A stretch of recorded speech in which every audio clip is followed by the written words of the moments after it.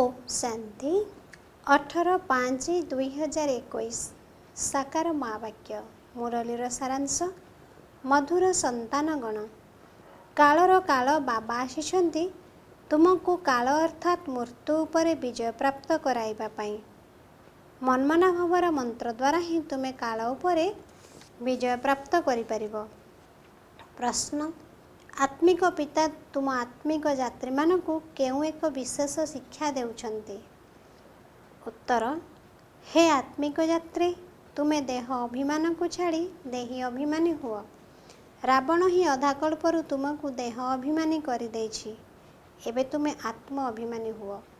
एही रूहानी ज्ञान अर्थात आध्यात्मिक ज्ञान सुप्रीम रूह अर्थात परमात्मा ही तुमको देउछन्ति आउ केही देई परिबे नाही। ओम शांति।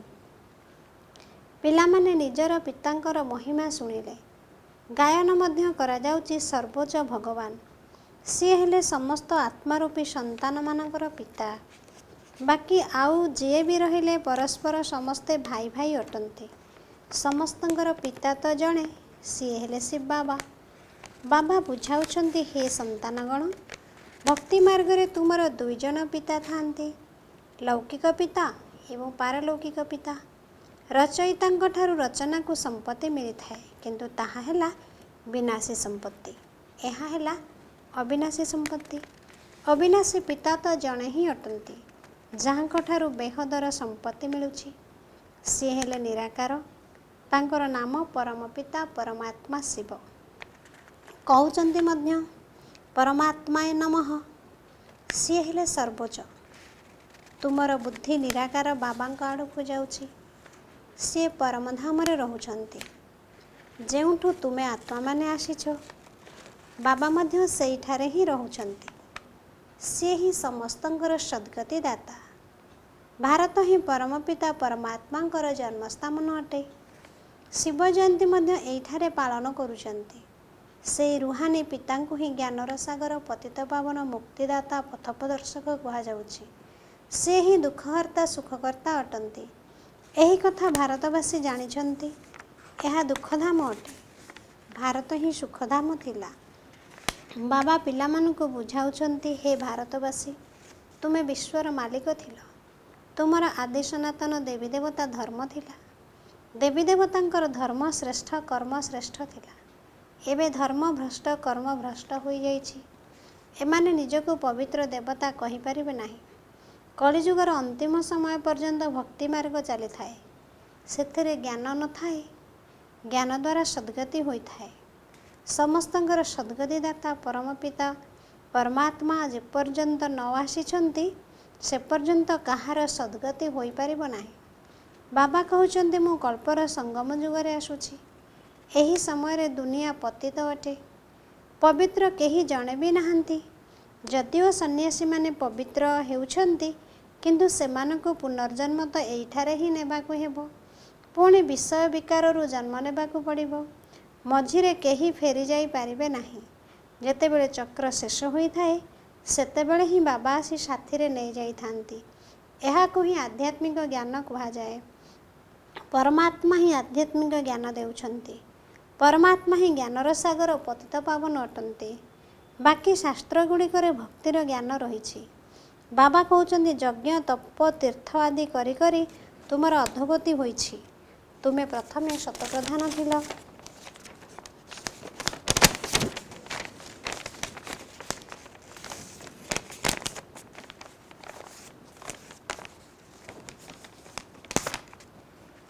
भारत रे जेबे पवित्रता थिला तेबे शांति एवं समृद्धि मध्य थिला। स्वास्थ्य एवं संपत्ति उभय थिला। आजिठारु 5000 वर्षर कथा। एही भारत स्वर्ग थिला। सेही समय अन्य कौनसी धर्म नथिला। केवल गोटे आदि सनातन देवी देवता धर्म थिला जहाकु परम पिता परमात्मा ही स्थापन करथिले। स्वर्गर स्थापना परमात्मा ही करिवे ना मनुष्य तो करि परिबे नाही। एभଳି तो कुहाजिबो नाही जे कृष्ण रचयिता अटंती ना रचयिता केवल निराकार शिव ही अटंती। बाकी समस्त तांकर रचना रचयितांक ठारू ही रचना को संपत्ति मिली थाए। बाबा बुझाउचन्ति मु तुमर बेहदर पिता अटे। ତୁମକୁ 21 ଜନ୍ମ ପାଇଁ ବେହଦର ସମ୍ପତ୍ତି ଦେଉଛି। ସୂର୍ଯ୍ୟବଂଶୀ ଚନ୍ଦ୍ରବଂଶୀ ପବିତ୍ର ଧର୍ମ ସ୍ଥାପନ କରୁଛି। ବ୍ରାହ୍ମଣ ଧର୍ମ ହେଉଛି ସର୍ବୋଚ୍ଚ। ସର୍ବୋଚ୍ଚ ହେଲେ ଆତ୍ମିକ ପିତା, ଯିଏକି ଆତ୍ମାମାନଙ୍କୁ ନିଜ ସମାନ କରୁଛନ୍ତି। ବାବା ଜ୍ଞାନର ସାଗର, ସୁଖର ସାଗର ଅଟନ୍ତି। ତେଣୁ ତୁମକୁ ମଧ୍ୟ ସେହିଭଳି କରୁଛନ୍ତି। ଭାରତ ହିଁ ସୁଖଧାମ ଥିଲା, ଏବେ ଦୁଃଖଧାମ ଅଟେ। ବାବା କିପରି ଆସୁଛନ୍ତି ଏକଥା କାହାକୁ ବି ଜଣା ନାହିଁ। ସତ୍ୟଯୁଗ ଆରମ୍ଭରୁ କଳିଯୁଗ ଅନ୍ତ ପର୍ଯ୍ୟନ୍ତ ଏହି ସାରା ଇତିହାସ ଭୂଗୋଳ ଭାରତର ହିଁ ଅଟେ। ଏଇ ଲକ୍ଷ୍ମୀ ନାରାୟଣ କେତେ ସୁସ୍ଥ ସମୃଦ୍ଧ ଥିଲେ, କେବେ ବି ରୋଗଗ୍ରସ୍ତ ହେଉନଥିଲେ। ଏବେ କାଳ ଉପରେ ବିଜୟ ପ୍ରାପ୍ତ କରିବା ପାଇଁ ଶିକ୍ଷା ଗ୍ରହଣ କରୁଛନ୍ତି। ଯାହାଙ୍କୁ କାଳର କାଳ ମହାକାଳ କୁହାଯାଏ, ସିଏ ଆସି ତୁମକୁ କାଳ ଉପରେ ବିଜୟ ପ୍ରାପ୍ତ କରାଉଛନ୍ତି। ନାମ ମଧ୍ୟ ଶୁଣିଲ ନା, ଶିବାୟ ନମଃ। ତୁମେ ଏଭଳି ତ କହିବ ନାହିଁ ଯେ ପରମାତ୍ମା ସର୍ବବ୍ୟାପୀ ଅଟନ୍ତି, କୁକୁର ବିଲେଇ ଭିତରେ ଅଛନ୍ତି। ଏହାକୁ କୁହାଯାଏ ଧର୍ମଗ୍ଲାନି। ବାବାଙ୍କର କେତେ ଗ୍ଲାନି କରୁଛନ୍ତି। ବର୍ତ୍ତମାନ କଳ୍ପର ସଙ୍ଗମ ସମୟ। ଏହି ସମୟ ପାଇଁ ବିନାଶ କାଳରେ ବିପରୀତ ବୁଦ୍ଧିର ଗାୟନ ରହିଛି। ଏବେ ବିନାଶ ତ ସମ୍ମୁଖରେ ଠିଆ ହୋଇଛି। ଗୀତାରେ ମଧ୍ୟ ଲେଖା ହେଉଛି ଯାଦବ, କୌରବ, ପାଣ୍ଡବ କ'ଣ କରୁଥିଲେ। ସର୍ବଶାସ୍ତ୍ରମୟୀ ଶିରୋମଣି ଶ୍ରୀମଦ୍ ଭଗବତ ଗୀତା ହିଁ ଅଟେ। ସେଥିରୁ ପୁଣି ଅନ୍ୟ ସବୁ ଶାସ୍ତ୍ର ଲେଖାଯାଇଛି। ତୁମେ ଜାଣିଛ ଗୀତା ହେଉଛି ଦେବତା ଧର୍ମର ଶାସ୍ତ୍ର। ବାବା କହୁଛନ୍ତି ମୁଁ ଆସି ତୁମକୁ ଶୂଦ୍ରରୁ ବ୍ରାହ୍ମଣ କରୁଛି, ପୁଣି ବ୍ରାହ୍ମଣରୁ ଦେବୀ ଦେବତା କରୁଛି। ପୁଣି ତୁମେ କ୍ଷତ୍ରିୟ, ବୈଶ୍ୟ, ଶୂଦ୍ର ହେଉଛ। ବାବା ବୁଝାଉଛନ୍ତି ତୁମେ 84 ଲକ୍ଷ ଜନ୍ମ କିପରି ବି ନେଇପାରିବ। ଏହା ତ ସମ୍ଭବ ନୁହେଁ। ସବୁଠାରୁ ଅଧିକ ଜନ୍ମ ନିଶ୍ଚିନ୍ତ ସେଇମାନେ ନେଉଛନ୍ତି ଯେଉଁମାନେ ପ୍ରଥମେ ସତ୍ୟ ଯୁଗରେ ଆସିବେ। ତୁମେ ଭାରତବାସୀମାନେ ସର୍ବାଧିକ 84 ଜନ୍ମ ନେଉଛ। କେହି କେହି ଅତି କମ୍ରେ ଗୋଟିଏ ଜନ୍ମ ମଧ୍ୟ ନେଇଥାନ୍ତି। ଏଇ କଥା ମଧ୍ୟ ବାବା ହିଁ ଆସି ବୁଝାଉଛନ୍ତି। ବାବାଙ୍କ ବିନା ଅନ୍ୟ କାହାକୁ ଜ୍ଞାନର ସାଗର କୁହାଯାଇ ପାରିବ ନାହିଁ। ପତିତପାବନ ଜ୍ଞାନର ସାଗର କହିବା ଦ୍ୱାରା ବୁଦ୍ଧି ଉପରକୁ ଚାଲି ଯାଇଥାଏ। ବାବା ହିଁ ସମସ୍ତଙ୍କୁ ମୁକ୍ତ କରି ଘରକୁ ଫେରାଇ ନେଇଯାଉଛନ୍ତି। ସମସ୍ତଙ୍କର ସଦ୍ଗତିଦାତା ଏକମାତ୍ର ବାବା ହିଁ ଅଟନ୍ତି। ଆଚ୍ଛା, ତେବେ ସମସ୍ତଙ୍କର ଦୁର୍ଗତି କିପରି ହେଉଛି? କିଏ କରାଉଛି? ସଦ୍ଗତି ସତ୍ୟଯୁଗକୁ, ଦୁର୍ଗତି କଳିଯୁଗକୁ କୁହାଯାଉଛି। ବାବା କହୁଛନ୍ତି ମୁଁ କଳ୍ପ କଳ୍ପ ଆସି ସମସ୍ତଙ୍କୁ ସଦ୍ଗତି ଦେଉଛି। ତୁମେ ପିଲାମାନେ ସାରା ବିଶ୍ୱର ଇତିହାସ ଭୂଗୋଳକୁ ଜାଣିଛ। ସ୍କୁଲମାନଙ୍କରେ ତ ଅଧା ଇତିହାସ ଭୂଗୋଳ ଶିକ୍ଷା ଦେଉଛନ୍ତି। ସତ୍ୟ ତ୍ରେତା ଯୁଗରେ କିଏ ରାଜ୍ୟ କରୁଥିଲେ ଏକଥା କାହାକୁ ବି ଜଣା ନାହିଁ। ଚିତ୍ର ମଧ୍ୟ ରହିଛି। ଏଇ ଲକ୍ଷ୍ମୀନାରାୟଣ ହିଁ ରାଜ୍ୟ କରୁଥିଲେ। କେତେ ସମୟ ସେହି ରାଜଧାନୀ ଚାଲିଥିଲା ସେକଥା ତୁମେ ହିଁ କହିପାରିବ। ଖ୍ରୀଷ୍ଟିଆନମାନଙ୍କର ରାଜବଂଶ 2000 ବର୍ଷ ଚାଲିଲା। ବୌଦ୍ଧ ଧର୍ମର ରାଜବଂଶ ଏତିକି ସମୟ ଚାଲିଲା। ଇସଲାମୀ, ତାଙ୍କ ପୂର୍ବରୁ ପୁଣି ଚନ୍ଦ୍ରବଂଶୀମାନେ ଥିଲେ, ଯେଉଁମାନଙ୍କର ରାଜବଂଶ 1250 ବର୍ଷ ଚାଲିଥିଲା। ସତ୍ୟ ତ୍ରେତା ଯୁଗରେ ସୂର୍ଯ୍ୟବଂଶୀ ଚନ୍ଦ୍ରବଂଶୀମାନେ ହିଁ ଥିଲେ। ଅନ୍ୟ କୌଣସି ଧର୍ମ ହିଁ ନଥିଲା। ତୁମେମାନେ ହିଁ ସୂର୍ଯ୍ୟବଂଶୀ ଚନ୍ଦ୍ରବଂଶୀ ହେଉଛ। ଏବେ ତୁମେ ପୁନର୍ବାର ବ୍ରାହ୍ମଣବଂଶୀ ହେଉଛ। ଏହି ସାରା ନାଟକ ଭାରତକୁ ନେଇ ତିଆରି ହୋଇଛି। ଭାରତ ହିଁ ନର୍କ ଏବଂ ସ୍ୱର୍ଗ ହେଉଛି। ଅନ୍ୟ ଧର୍ମର ଆତ୍ମାଙ୍କ ପାଇଁ ନର୍କ ସ୍ୱର୍ଗ କୁହାଯିବ ନାହିଁ। ସେମାନେ ତ ସ୍ୱର୍ଗରେ ନଥାନ୍ତି। ଏଠାରେ ଯଦି କେହି ମରିଯାଉଛନ୍ତି ତେବେ କହୁଛନ୍ତି ସ୍ୱର୍ଗବାସୀ ହେଲା, କିନ୍ତୁ କିଛି ବୁଝିନଥାନ୍ତି। ନର୍କବାସୀମାନଙ୍କୁ ହିଁ ନର୍କରେ ହିଁ ଜନ୍ମ ନେବାକୁ ପଡ଼ିବ। ସ୍ୱର୍ଗବାସୀ ସ୍ୱର୍ଗରେ ହିଁ ପୁନର୍ଜନ୍ମ ନେବେ। ତୁମେ ପିଲାମାନେ ଜାଣୁଛ ଯେ ଏହି ଲକ୍ଷ୍ମୀନାରାୟଣ ସ୍ୱର୍ଗବାସୀ ଥିଲେ। ସେମାନେ ଏହି ରାଜଧାନୀ କିପରି ତିଆରି କରି ପାଇଲେ ସେକଥା କେବଳ ତୁମେ ହିଁ ଜାଣିଛ। କିନ୍ତୁ ଏହା ଲକ୍ଷ ଲକ୍ଷ ବର୍ଷର କଥା ତ ହୋଇପାରିବ ନାହିଁ। କାହିଁକିନା ଲକ୍ଷ ଲକ୍ଷ ବର୍ଷର କଥା କାହାର ମନେ ରହିବ ହିଁ ନାହିଁ।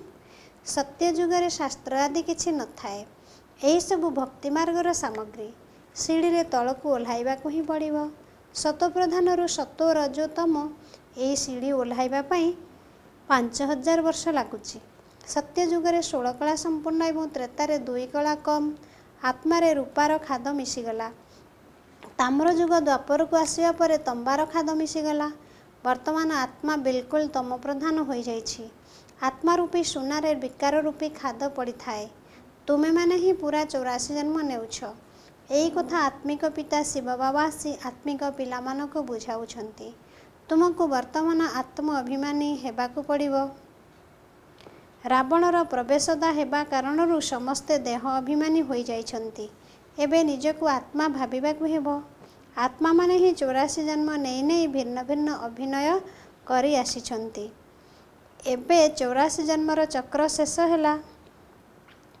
ଏବେ ତ ଶରୀର ଜରାଜୀର୍ଣ୍ଣ ହୋଇଗଲାଣି। ଦ୍ୱାପର ଯୁଗ ଠାରୁ ରାବଣର ରାଜ୍ୟ ଆରମ୍ଭ ହୁଏ। ସତ୍ୟ ଯୁଗରେ ରାମରାଜ୍ୟ ଥାଏ। ସତ୍ୟ ଯୁଗରେ ତୁମେ ଆତ୍ମ ଅଭିମାନୀ ଥିଲ। ଦ୍ୱାପର କଳି ଯୁଗରେ ତୁମେ ଦେହ ଅଭିମାନୀ ହୋଇଯାଇଛ। ନା ଆତ୍ମାକୁ ନା ପରମାତ୍ମାକୁ ଜାଣିଛ। ବାବା ବୁଝାଉଛନ୍ତି ଆତ୍ମା ଗୋଟିଏ ତାରକା ଅଟେ। ଭ୍ରୁକୁଟି ମଝିରେ ଗୋଟିଏ ବିଚିତ୍ର ତାରକା ଚମକୁଛି। ତାକୁ ଦିବ୍ୟ ଦୃଷ୍ଟି ବିନା ଦେଖି ହେବ ନାହିଁ। ସେ ବିଲକୁଲ ସୂକ୍ଷ୍ମ ଅଟେ। ଆତ୍ମା ହିଁ ଗୋଟିଏ ଶରୀର ଛାଡ଼ି ଆଉ ଗୋଟିଏ ଶରୀର ନେଇଥାଏ। ଆମେ ଆତ୍ମାମାନେ 84 ଜନ୍ମ ନେଇଛେ। ପରମ ପିତା ପରମାତ୍ମା ମଧ୍ୟ ବିନ୍ଦୁ ଅଟନ୍ତି। ତାଙ୍କୁ ହିଁ ଜ୍ଞାନର ସାଗର ପତିତପାବନ ଜ୍ଞାନର ଭଣ୍ଡାର କୁହାଯାଉଛି। ପରମ ପିତା ପରମାତ୍ମାଙ୍କ ନିକଟରେ ସୃଷ୍ଟିର ଆଦି ମଧ୍ୟ ଅନ୍ତର ଜ୍ଞାନ ଅଛି। ସୃଷ୍ଟି ରୂପୀ ବୃକ୍ଷର ବୀଜ ରୂପ ହେବା କାରଣରୁ ତାଙ୍କୁ ସଚ୍ଚିତ୍ ଆନନ୍ଦ ସ୍ୱରୂପ କୁହାଯାଉଛି। ବାବାଙ୍କ ପାଖରେ ଯେଉଁ ଜ୍ଞାନ ରହିଛି ତାକୁ ନିଶ୍ଚିତ ଶୁଣାଇବାକୁ ପଡ଼ିବ। ଏହା ହେଉଛି ଆଧ୍ୟାତ୍ମିକ ଜ୍ଞାନ। ସମସ୍ତ ଆତ୍ମାମାନଙ୍କର ପିତା ଆସି ଆତ୍ମାମାନଙ୍କୁ ପଢ଼ାଉଛନ୍ତି। ତୁମକୁ ଆତ୍ମ ଅଭିମାନୀ ହେବାର ଅଛି। ଶିବ ବାବା ଆମକୁ ପଢ଼ାଉଛନ୍ତି। ସିଏ ହିଁ ଜ୍ଞାନର ଭଣ୍ଡାର ଅଟନ୍ତି। ବାବା ହିଁ ଆସି ସ୍ୱର୍ଗର ରଚନା କରୁଛନ୍ତି। ତୁମକୁ ସ୍ୱର୍ଗର ଯୋଗ୍ୟ କରୁଛନ୍ତି। ଏହି ସୃଷ୍ଟିଚକ୍ରର ରହସ୍ୟ କୌଣସି ମନୁଷ୍ୟ ଜାଣିନାହାନ୍ତି। ତାଙ୍କୁ ନ ଜାଣିବା କାରଣରୁ ହିଁ ଭାରତର ଅବସ୍ଥା ଏହିପରି ହୋଇଯାଇଛି।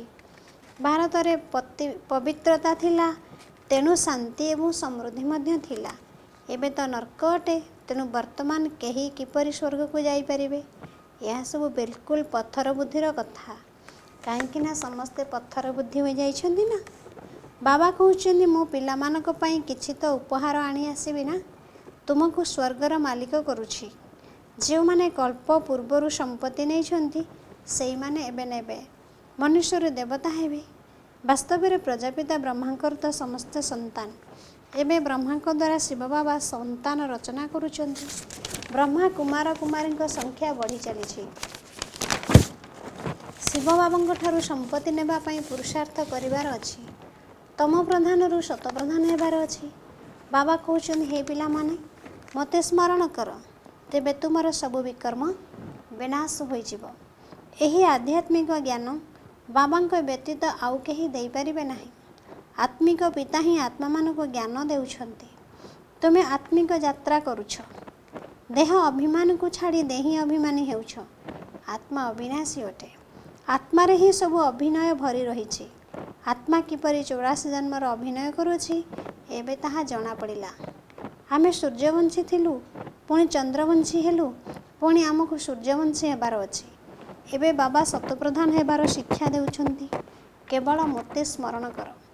ଭଗବାନ ଉବାଚ, ଗୀତାର ଭଗବାନ ଶିବ ବାବା ଅଟନ୍ତି, ଶ୍ରୀକୃଷ୍ଣ ନୁହନ୍ତି। କୃଷ୍ଣଙ୍କର ଆତ୍ମା ମଧ୍ୟ ଏବେ ଶିକ୍ଷା ଗ୍ରହଣ କରୁଛି। ଆଚ୍ଛା, ଧାରଣା ପାଇଁ ମୁଖ୍ୟ ସାରାଂଶ। 1 ନମ୍ବର ପଏଣ୍ଟ, ଆତ୍ମିକ ଯାତ୍ରା ଅର୍ଥାତ୍ ଯୋଗର ଯାତ୍ରା ନିଜେ କରିବା ସହିତ ଅନ୍ୟକୁ କରାଇବାକୁ ହେବ। ନିଜକୁ ଶତପ୍ରଧାନ କରିବା ପାଇଁ ଏକମାତ୍ର ବାବାଙ୍କୁ ମନେ ପକାଇବାକୁ ହେବ। ଆତ୍ମ ଅଭିମାନୀ ହେବାର ପୂରା ପୁରୁଷାର୍ଥ କରିବାକୁ ହେବ। 2 ନମ୍ବର, କାଳ ଉପରେ ବିଜୟ ପ୍ରାପ୍ତ କରିବା ପାଇଁ ବାବାଙ୍କର ଶିକ୍ଷା ପ୍ରତି ଧ୍ୟାନ ଦେବାକୁ ହେବ। ନିଜକୁ ଆତ୍ମା ମନେକରି ଆତ୍ମାମାନଙ୍କୁ ଜ୍ଞାନ ଦେବାକୁ ହେବ। ବରଦାନ, ଶବ୍ଦଠାରୁ ଊର୍ଦ୍ଧ୍ୱ ସ୍ଥିତିରେ ସ୍ଥିତ ହୋଇ ସର୍ବଗୁଣର ଅନୁଭବ କରୁଥିବା ମାଷ୍ଟର ବୀଜରୂପ ହୁଅ। ଯେପରି ବୀଜ ମଧ୍ୟରେ ସାରା ବୃକ୍ଷ ସମାହିତ ହୋଇ ରହିଥାଏ, ସେହିଭଳି ଶବ୍ଦଠାରୁ ଊର୍ଦ୍ଧ୍ୱରେ ସ୍ଥିତ ରହିବା ଦ୍ୱାରା ସଙ୍ଗମ ଯୁଗର ସର୍ବବିଶେଷ ଗୁଣ ଅନେକ ଅନୁଭବ ହୋଇଥାଏ। ମାଷ୍ଟର ବୀଜରୂପ ହେବା ଅର୍ଥ କେବଳ ଶାନ୍ତିର ଅନୁଭୂତି କରିବା ନୁହେଁ।